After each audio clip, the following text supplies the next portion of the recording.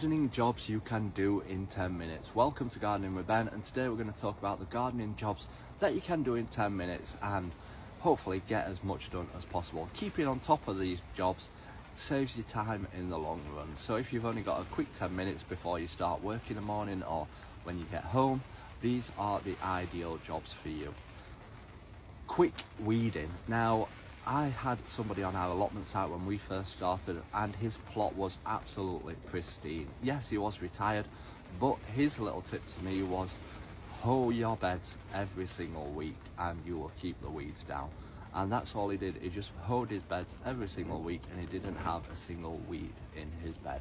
So that is a great tip. Just go around your beds every week and hoe them, and it'll stop the roots from establishing and hopefully stopping all the weeds from growing. So that's a great little tip what he taught me, and I've always gone with that, what he said to me. And it only takes 10 minutes just to go around your beds and quickly hoe them. It's a perfect thing to do. Check plants for pests or diseases. Now obviously when you start getting to the time when the butterflies are around and stuff like that, check under your leaves, check for eggs, and make sure that you go around on a slug hunt at night if it has been raining, and get all them slugs up and discard them or put them on your bird table for the birds to eat. And yeah, do a little slug hunt and get your kids involved in it. Yeah, enjoy doing that. Harvesting. Harvest on a regular basis so that the crops keep producing, especially if you're growing like runner beans or rhubarb. The more you harvest, the more they'll produce, and yeah, a great addition to every meal as well, the more that you harvest, and hopefully get some great crops from it. Watering.